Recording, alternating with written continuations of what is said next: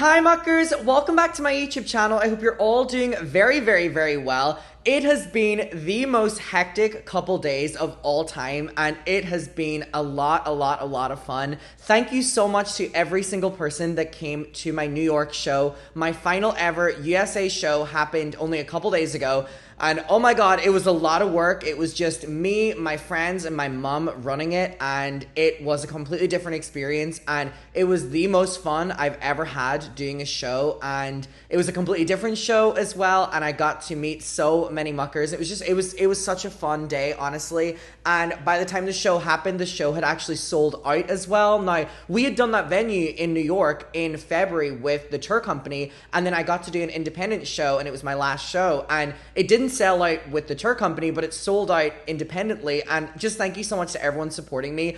And I haven't got around to posting about it yet because I literally crashed the hell out after the show and have literally just been sleeping. There was a lot of build up to the show. There was a lot of behind the scenes work on it. And once it happened, I've just been sleeping. But I love this video from it. At the end of the show, I wanted to do something just really fun, and we did a little bit of karaoke, which we've never done at any show before, and I just love this clip so much. I haven't posted this yet. My mom recorded it, but just, muckers, I love y'all. Look at this.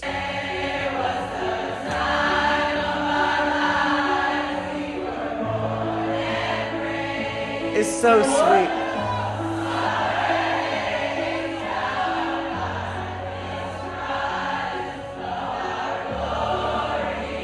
It literally felt like we were in church or something.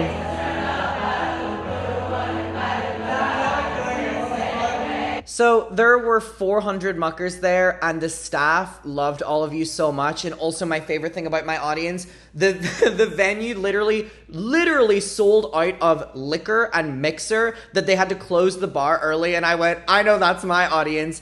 So yeah, it was so much fun. But while I was on the way to the venue, this is what I saw was happening. And I ended up adding it to the start of the show. But basically, when we were literally driving to Roulette, I got a notification from someone that was like, oh, Ethan Klein is currently live and the entire episode is titled and thumbnailed about you. And I was like, okay, what timing for this to be at? So I immediately got to the venue. I took a screenshot of it. They were still live, and I just added it to the show. And my opening thing that I said during the show was, hey guys, as we are all currently here, Ethan Klein is at home doing that. And it was just crazy. So I didn't get a chance to properly respond to it yet because obviously I was doing the show, and I wanted to properly watch all of it and kind of give you all my thoughts because it has been crazy, obviously, and there's just a lot to say about it. So let's get into it. Now, I do want to say as well, if anyone has been keeping up with the saga of my phone being stolen in WeHo, my phone was just turned on today in Hong Kong, China.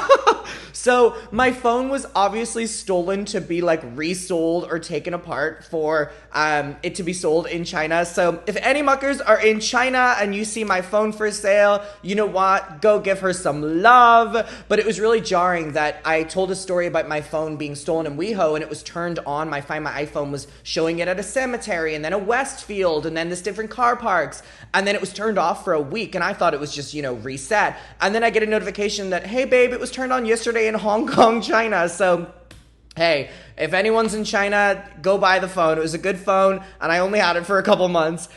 So anyways, yeah, I want to get into the Ethan stuff of it all. So yes, Ethan went live on the day of my show 3 days ago, and the episode was called Adam McIntyre's Snark Scandal Proves Ethan Was Right About Reddit, because of course something happening to someone else has to ultimately come back to Ethan, of course. Now, I want to clarify that I'm choosing not to watch this and react to it because I'm not giving Ethan Klein the power to copyright strike or just take down this video, which obviously we have seen him, engaging in recently. So while I would love to directly play clips and respond to it, I don't want to go down that route, and I'm choosing not to when it comes to Ethan with content moving forward because he's shown what he wants to do, and I just don't want to be a part of that. So what I did was I did watch it this morning, and I have taken notes, and there's things I want to talk about, and let's get into it. So let me get to my notes app right here. So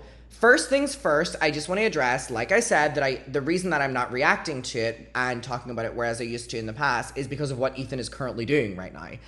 Okay, so we get in strong. Ethan continues to emphasize that I am irrelevant and that no one cares about me at all. He reiterates this over and over and over again and basically refers to me as like rat boy, rat snarker boy, all these different things. I'm a little bitch boy. This is like what he refers to me as the entire time, right?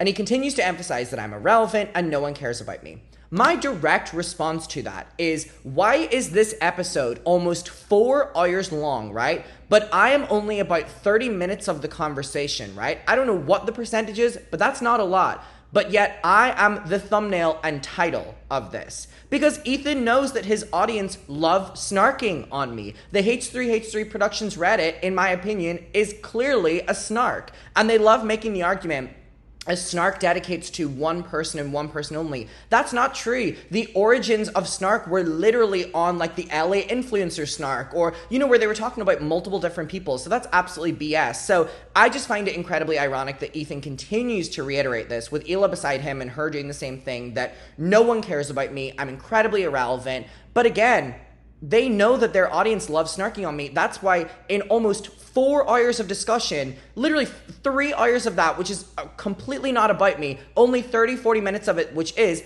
I'm the title and thumbnail on it. If I was so deeply irrelevant that they keep reiterating, right, they would not have done this. But they know that that is not what they truly believe, because they get attention on their episodes when they snark on people, which is why, point blank period. So, we go on, okay?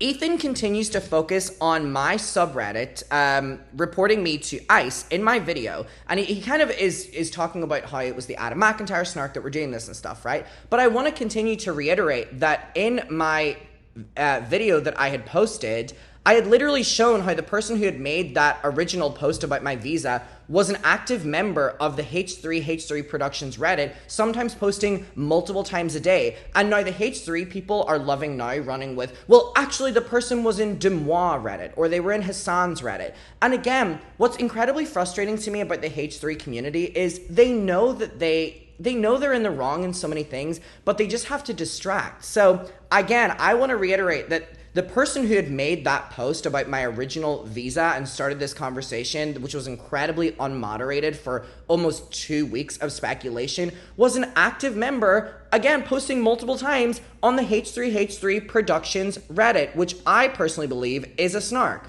Okay, that's another point. So I go on, okay, so Ethan then goes on to, he kind of keeps going in and out of talking about me and like denims and bad empanada. And he goes on this thing about talking about suing creators and hiring private investigators for creators. I just thought that was important to note as to what we're dealing with when it comes to Ethan Klein here.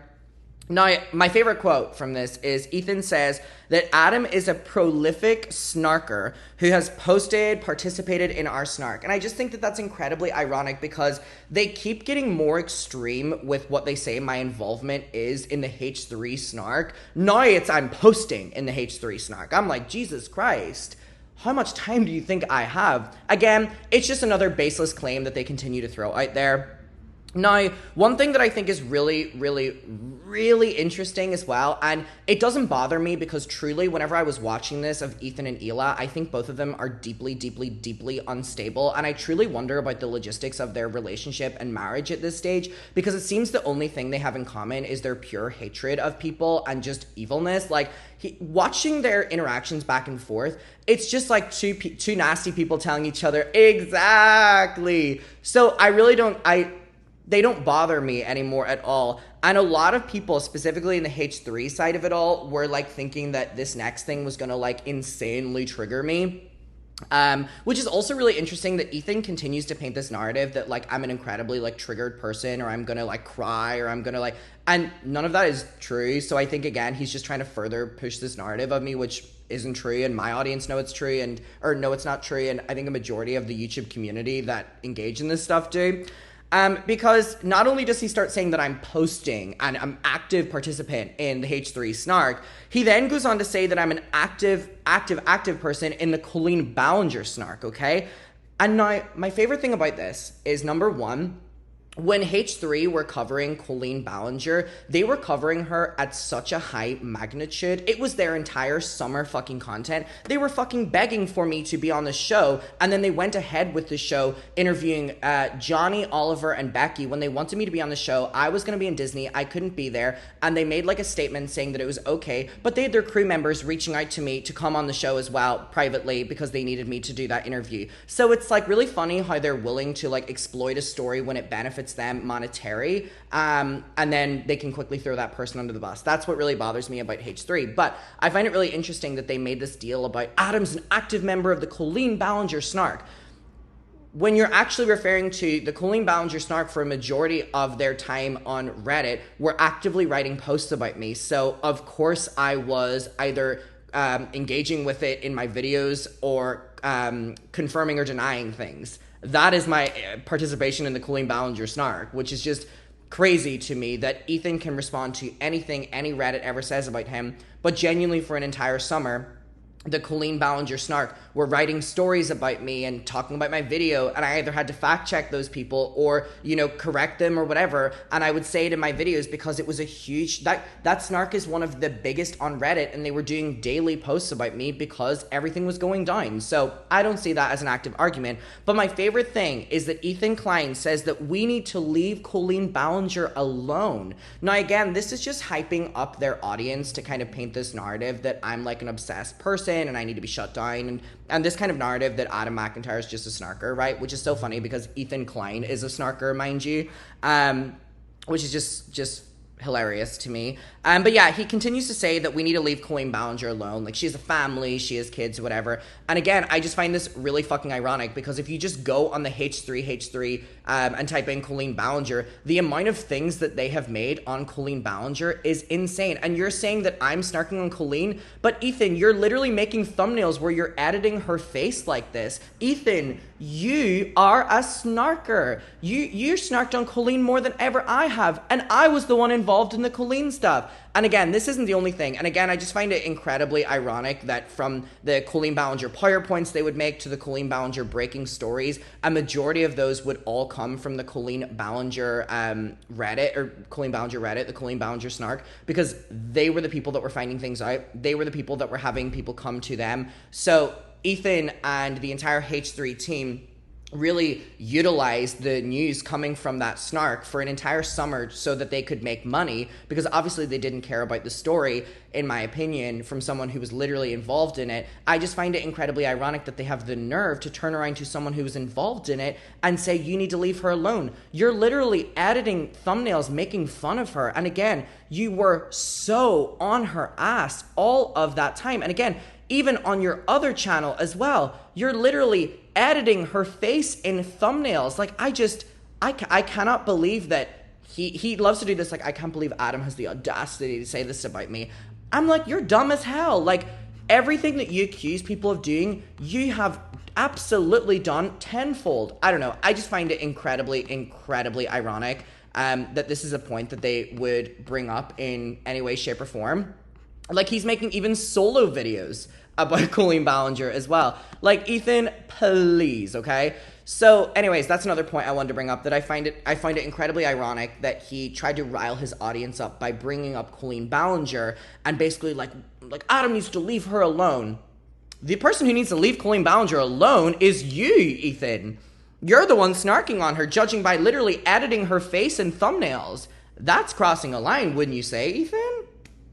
Anyways, so he goes on, he continuously asks what my talent is, but here's my thing, Ethan, if you think that I'm a snarker, you are also a snarker. But my favorite thing about you thinking that I'm untalented is you could argue that we do a very similar thing, but you have to hire an entire staff of team to be able to support you. That's the difference between us. People watch you because they like your staff rather than you. You keep reiterating that I'm untalented and I'm a snarker, but at its core, I believe that you're a snarker, but you have to hire a bunch of team members to be the entertaining ones and also to be the ones that ring you in when you snark too hard. So I find that really interesting. He also goes on this rampage where he says that I run from snark to snark, which is incredibly just like a weird thing to bring up. He says that it started with Trisha, which is ironic because me and Trisha are really good and she openly invites me to her shows and we'll talk behind the scenes. So again, he's like clinging on to be able to just bring up Trisha again, living those glory days, obviously. Then he says that I would go to the Colleen one, which is crazy because the Colleen one was actively talking about me and I was responding to it and I have every right to do that. And then he says the Ethan Klein one, which is ironic because the H3H3 Productions, in my opinion, is one of the biggest community snark pages of all fucking time. So anyways, he goes on. He loves to keep saying that, oh, well, now Adam's crying. His own snarker turning on him. In his video, he's crying. And I'm like, this is what really irritates me about Ethan. I can't have an actual back and forth or conversation with him because Ethan Klein will go on the H3H3 Productions Reddit, screenshot or screen record a post that they're doing, post it on his Instagram story with a very deranged caption, and then by his standard, that is him watching the video. That's truly what I believe. Because if he had actually watched my video, he would know that so many things he's saying in his live stream about me were incorrect. I was not getting emotional in my video. And he keeps reiterating that, oh, the snark brain has flipped on me and now I'm so sad or whatever. In my video, I continue to reiterate how I had so many opportunities to take down my Reddit for copyright infringement. I had managers reaching out to me that they would love to do this so that they could get me more work. And I always said that I never wanted it taken down. The reason that I made the video years after my snark ever being created was because they broke the law and they put me in danger and they broke the no contact Reddit rules. And that is why Ethan is pissed. Reddit took down my Reddit because there were rules broken. It was unmoderated. And he's so pissed that his is not being taken down. And here's the thing. He keeps reiterating that there's some mastermind deal behind this, right? I just am like, leave me out of it. Like, my snark doing something illegal and being taken down because they're incredibly unmoderated and they're breaking legal rules, that is completely unrelated to you. So I have no idea why you continue to make everything about yourself. And again, if he had watched my video, he would see that I continue to double down on the fact that I made the video about my subreddit because they broke the law and put me in danger. So anyways, moving on, Ethan does this thing where he says that he goes, you know, I'm not going to accuse Adam of faking the ICE report, and then the button gets pressed. I think Dan or Ethan or someone presses the button that they, you know, brought into the show because Ethan was having so many bad fucking takes that were getting them in trouble. Now, he says that he's not accusing me of faking the ICE post, and the reason he's saying that is because he's saying that when I would talk about the H3 snark, I never said that anything that they were posting was fake. He's trying to make that, like, point, right? Like, I'm not saying that, you know, you lied about this, but you never said that I didn't lie about things. Like, he's making this, and I'm like, it's so awkward because then the button gets pressed in the middle of it. And he was like, he said that the reason the button got pressed was because he was having a coughing fit or something like that. Again, I just find it incredibly weird that the button is there in the first place, and it was pressed there. He reads his post where he was saying that I'm reaping what I sow, and again, he spelt it wrong.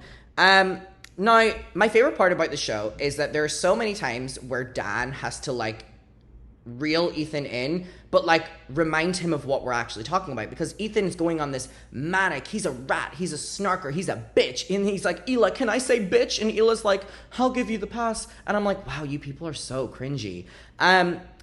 Dan asks Ethan, does he know why people were saying that I was basically, like, working here illegally? And Ethan goes, you know, because he's irrelevant. And this further proves to me that Ethan didn't even watch my video, that he literally has created entire live streams about, entire Instagram stories about. And that to me shows that Ethan Klein is the ultimate snarker, because he's not even doing the bare minimum of watching the videos. He's just a snarker at heart, in my opinion. So Dan literally had to educate Ethan about why people were doing the false reports about my visa to the fucking ICE. Like, literally, Dan had to tell him about people read it wrong and the R1 visa and the O1 visa. And Ethan literally didn't even know. But he's been so confidently fucking coming at me. This is what's so crazy to me. I just can't believe his audience take him seriously, honestly. Ethan and Hila continue for another couple minutes to just, like, calling me a dumbass, whatever like this. I'm like, ooh. All right. So we go on. Hila continues to say that I have no talent and they need to look into the person who gave me my visa, which is incredibly overstepping a line, and joke or not, very weird. Very, very, very weird. And Ethan Klein had also posted something on his Instagram story a couple days being like, let's see if another Reddit of Adams pops up, or if another one pops up and it doesn't get deleted, or it does get deleted. And again, it just reiterates his audience like creating subreddits of me, in my opinion. And it's just so weird. It's so weird. Now, I think just what's so interesting is they show clips of me talking about the Colleen Ballinger snark, which, again, Colleen Ballinger snark literally talked about me for an entire summer. So if Ethan is able to respond to snarks talking about him, why am I not allowed to talk about ones responding to me? Ethan, where's the logic? And I just think it's crazy that he has the audacity to pick apart how I dealt with the Colleen situation whenever he made so much money off of that. He made so much money off of that situation, and in my opinion, pretended to care about it. And the reason for that is because look at the videos, look at how they're editing her, look at what they're titling, like, you know what I mean? Again, saying I'm a little snark rat, all the little things. And it's just funny because, again, so much of the information that came out about Colleen came from the snark, which, if you literally go through H3's things, you will probably see a correlation there. Ethan continues to say how I keep crying over snark again. Literally not true, by the way. Ethan and Hila bring up my video where I talk about Ethan Klein silencing people by DMCA striking people and copyright striking people to try get Reddits taken down. But at the same time, they say that they were doing that as well, so I really don't understand their point there. They're trying to say that I made a video that was so wrong, but then they confirmed that everything that I'd said in my video, which was made before the information really went public, they're saying that, well, it was true, but then they're saying we agree that we still did it. But I'm like, okay, so did I lie or did I not lie in the video? I'm like, I don't understand their point at all. They literally just confirmed that I was telling the truth in my video, which is ironic. Again, they continue to say that I don't get views without talking about them. They scroll through my YouTube channel, which again, 3-4 hour live stream they did. They only talk about me for about 30-40 minutes. I am the title and thumbnail. The same logic has to apply for them as well. Now, they bring up my video where I talk about how I would never get my snark taken down, even though people have told me to. And they say that, oh, well, now his opinion's changed. And I'm like, oh my God, they're not watching my stuff. My opinion literally hasn't changed. I keep doubling down on the same thing. Ethan says that snarking is working out well for me now, but I should not fly too close, i.e. he's threatening to sue me, which again, I mean, who isn't he threatening to sue at this stage? Ethan, my favorite part, says that his subreddit barely talk about me, which is so fucking ironic. That Ethan Klein has the audacity to say that the H3 Productions, in my opinion, one of the largest snarks in the YouTube community, have not talked about me or don't talk about me that often, is just a fucking piss take lie. And then my favorite thing about this is the video ends with Ethan so after him doing all that and him talking about suing people and all like this, the video ends with Ethan having to do his full legal retraction letter to Ryan Kavanaugh. It all really speaks for itself, if I'm being completely honest with you. All right, I wanted to respond to it. I didn't want to show any clips, but I just wanted some points that stood out to me, talk about them. Again, thank you so much for giving me a couple days after the show. It was very, very, very tiring to do that show and organize everything. Thank you to my friends, my mom, everyone at Roulette for helping me do it. But my God, I needed a couple days just to fucking sleep after. But I'm back. I'm excited to be posting, and I hope you're all doing very well. I will see you in my next one. Thank you to everyone that came to the show. Hopefully someone buys my phone in China soon. And yeah, I'll see you in my next one. Goodbye.